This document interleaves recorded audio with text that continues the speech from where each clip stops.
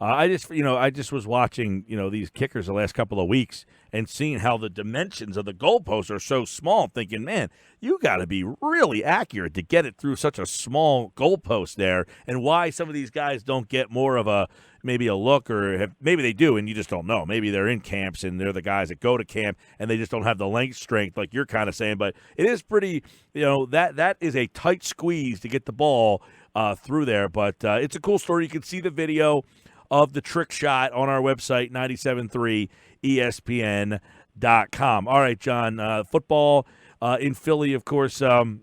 Miles Sanders, a lot of people wondering, we talked about it yesterday, why was he not out there, undisclosed. Well, today we found out he has a little bit of a hamstring issue, which, a lot of people always wonder, all right, these hamstrings, are they the kind that linger? Are they going to be around all the time? But is this something that, number one, is a problem for him setting him back? Like, does this, when you see a guy, a rookie, I say, a rookie, not a veteran, but a rookie guy that maybe this team was kind of counting on to do more, does this set him back and make you wonder whether or not he's going to be able to be counted on? Yeah, I think a little bit. Anytime you're a rookie, we talked about off-season work yesterday, wrote about it on 973ESPN.com. It's not important for veterans. It is important for rookies. And it's more important for rookies. But even that, he's got a chance as long as he's healthy by training camp and hopefully mini camp. There was a report that he'd be out there this week at some point, and we'll see if he is when we get back in there next week. But as long as you're healthy for training camp, you have an opportunity. I think people forgot Josh Adams was hurt and not working in the spring, coming out of Notre Dame. He injured his foot. So he had some issues, and he ultimately ended up being this team's number one running back until he hurt his shoulder. And he was undrafted and still cobbled his way into that role at some point. So it's not a death knell, but it's certainly not helpful. You'd prefer to have a rookie out there and doing things. And he's getting mental reps because he's been able to be on the field. And we said it's obviously not serious because he's on the field. And hopefully he can get it right. But hamstrings are tricky with fast players and people who rely on speed. And those are the kind of injuries that are susceptible to aggravation. So you do have to be careful with it. You're certainly going to be careful with it in the spring. Yeah, it's just, the guy comes in and he's already got a hand. Like, you're wondering, like, what has he been doing that he's injured his hamstring before he's already got to working out on the field, and whether or not, for whatever he's done, but just whether or not, these guys have the durability to make it in this league if you haven't even played a game yet and you've got yourself hurt. Yeah, and I got a bunch of people, and I tweet about it today, are criticizing the Eagles medical staff, and they can't handle players, and they can't handle hamstrings. And that, to me, I just shake my head and laugh. Because I don't know that there's anybody out there who has figured out how to deal with the hamstring. Well, everybody has. And it's not a difficult injury from a doctor's perspective. The problem is it takes rest. And the problem is certain people are more susceptible to it than others. But there's this narrative because of things that have gone on with the Eagles that the medical staff is terrible. Sixers have gone through the same thing. And I constantly say it, it's not the doctors. It's the information you're being fed and disseminated. That's the issue. Because the Eagles as an organization have tried to be really clandestine with injuries, the Sixers the same way, and that hurts them. And then people tend to not believe them, and then all of a sudden the spotlight is put on the doctors. And I always say, go on the websites of the Eagles or the Sixers and look at the doctors they have. In some cases, regionally, they're some of the best doctors around, in some cases nationally. Some of the best doctors around. They know how to handle a hamstring strain. It's absurd to think otherwise. At JF McMullen for more of his thoughts on that strained hamstring from Miles Sanders. As John tweets, he's been on the field, though, watching. It's an indication it's probably not anything serious here. But some of the other things, you look at with yesterday we talked a lot about Sidney Jones. He was a guy who had all sorts of, he had troubles last year. He was kind of breaking down with the hamstrings. He had the Achilles problem. Barnett had his injury. I mean, there has been a lot. Last year there was just guys hurt all over the place. Sometimes it's just freak stuff that happened, and other times, you wrote about this. When was this, in December? Revisiting the so-called Eagles medical team woes, explaining the whole issue back in December. You're saying it's the lack of transparency that is more of the issue, not what the doctors are doing. Exactly. I mean, in a different generation, they would let the trainer talk to us. We could even get in contact with the doctors. The Eagles made a shift after the Super Bowl, after winning the Super Bowl. And a lot of people were scratching their head. Why do you win the Super Bowl and you're changing trainers and you're changing doctors? Well, the reason is because they leaked information. That's the reason. And they didn't like it. So they moved in a different direction. It had nothing to do with the efficacy of the actual treatment or how they handled players. They wanted to control the narrative. And that's the issue. That is the issue. And last year, Creighton, when Carson Wentz got hurt, you had this stupid report from a Philadelphia radio station that questioned whether the Eagles were withholding injury information from Carson Wentz, if you remember that. And that's what I was revisiting. It was an absurd charge. It was not true. At no point did anybody of circumstance think it was true. But nonetheless, you have these conspiracy theories when you don't give out information. And the Eagles should listen to this, and I know they do, and they should take the advice. It doesn't. You mean the Eagles listen to football at 4? At times they do. When I say things they don't like, I hear about it. Yeah. But anyway, and this will probably be one of those times, it does not help. And you see this indication. And I wrote about this, and I put it out there. And, you defend the doctors. As I said, it's absurd to think a high-level orthopedist doesn't know how to deal with a hamstring injury. On the surface, logically, it makes no sense. But you have this whole group of people, and I got it. Well, look at Darren Sproles and how long it took for him to come back with a hamstring injury. Well, people forget the end. When Darren finally came back, he told us, no, it was far more than a hamstring injury. The Eagles were lying that entire time. Why were they lying? I have no idea. And that's the part where they hurt themselves. All right, John McMullen, Charles Robinson tweeting he's been told the Eagles executive Joe Douglas will be interviewing with the Jets for their GM position over the weekend. You also tweeted Joe Douglas will interview with the Jets over the weekend, and then tweeted, unless Adam Gase screws it up with a power trip, Joe Douglas will be the next GM of the Jets. Now, Joe Douglas has been out at the OTAs walking around, but apparently this could be the last couple of days that he is with the organization, you feel.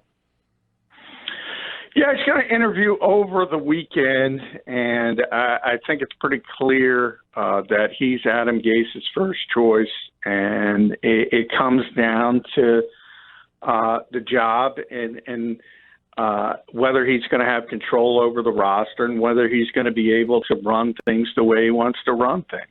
And I think that's the only hurdle. And if Joe's comfortable with that, I think he takes the job.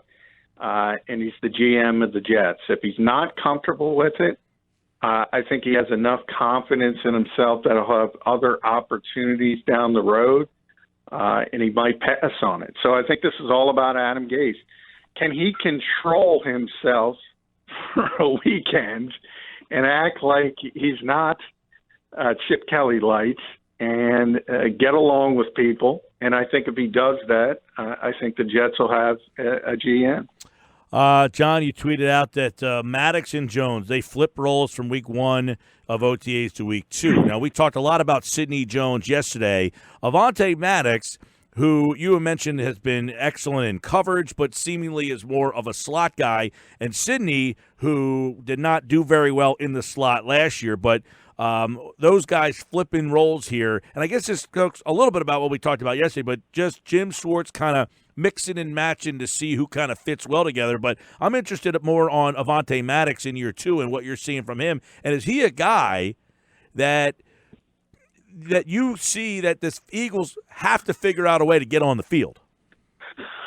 Well, I think he's pushing himself into the conversation. I think he's going to be on the field. The question is how much.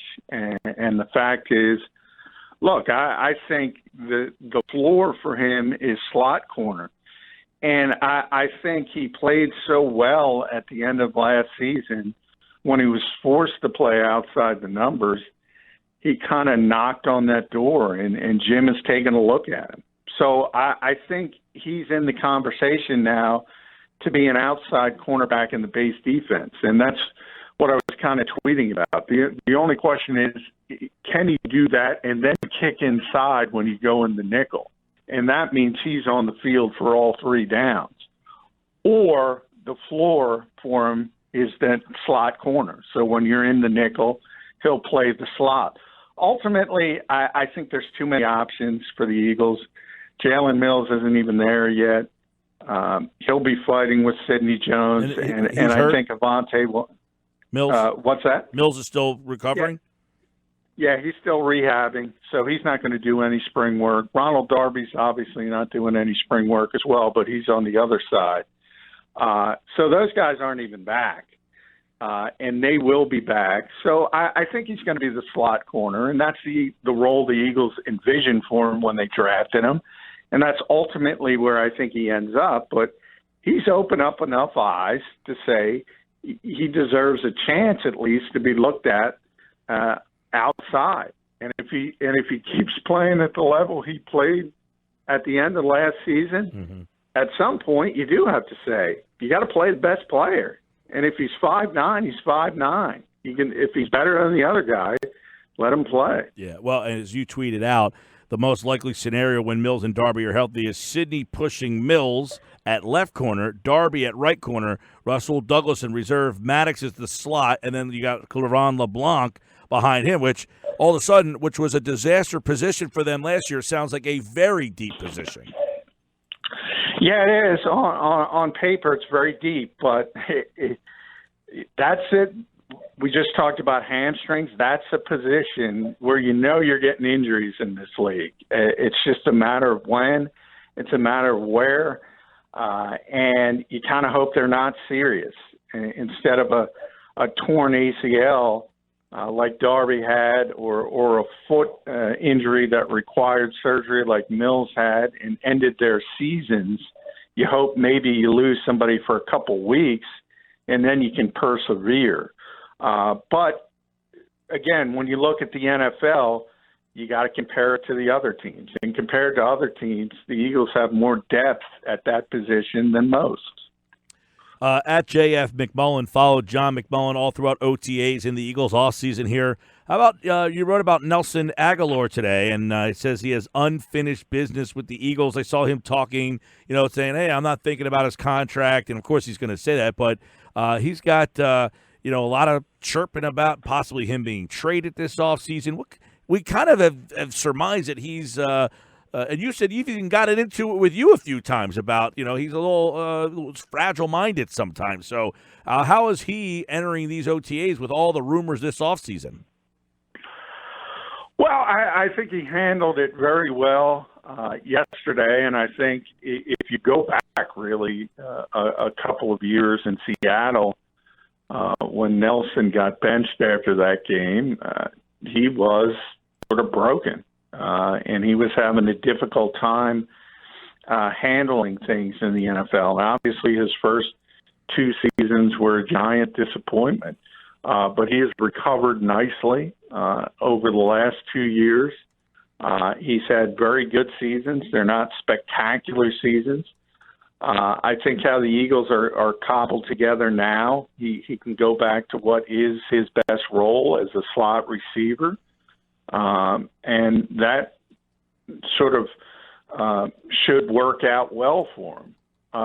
Now, the problem from his perspective is obviously he's on the 5th year of his rookie deal. So he does get the big contract for this year, but it is a contract year, and he's working on his second contract, and in theory, he's got to produce. So we'll see if that creates any issues, because we've talked about one football, and it's got to go around to a lot of different places. And if you talk to Doug Peterson, names that come out of his mouth first when he's game planning are Zach Ertz and Alshon Jeffrey. Now you have Deshaun Jackson. Now you got to get Jordan Howard, Miles Sanders involved in the backfield, and Nelson Agholor. So that's a lot of names, and we haven't even brought up Dallas Goedert. That's a lot of names you got to get the football to and make them happy. And in the case of Nelson, he probably needs numbers to generate a big second contract. I'm not sure he's going to get him in this offense because the opportunities aren't going to be there. But that doesn't mean he's not going to have a good season. No, you see, he's probably going to be a good complimentary player. Yeah, that's a good point, because his numbers were almost identical last year to the year before. But his season the year before stands out to me way more than last season. Yeah, you're right. I feel like in 2017, he made big third down catches, had big plays. He had, he had 8 touchdowns against 4 last year. It just seemed that when he caught the ball, the impact was more on the plays he made 2 years ago than it was in the catches he had last year. It just seemed to be almost like Pat Burrell hitting a homer. Yeah, and I think last year was because he was forced outside a lot instead of playing in the slot, especially when Golden Tate got here. And then he started playing the outside receiver position, whereas in the Super Bowl year he played most of the time in the slot. Yeah. And that's where he's best. And that's where he's going to make the most impact. So I think it's fair to say that. And that's why the Eagles are so excited, because the parts, at least on paper, fit better this year, because Jackson is obviously an outside receiver, and Nelly's in the slot, and you have Alshon Jeffrey when he gets here. So everybody sort of fits, and that wasn't necessarily the case last season. All right, Sports Bash Live, 97.3 ESPN. Football at 4. The Eagles OTAs continue along, and then, of course, we're going to be at training camp here soon enough. I can't wait to see these battles unfold at training camp. We'll have more on the Eagles throughout this week here. John McMullen at JF McMullen. He appeared via the Boardwalk Honda hotline. All right, John. Take care, pal. All right. Thanks, Mike.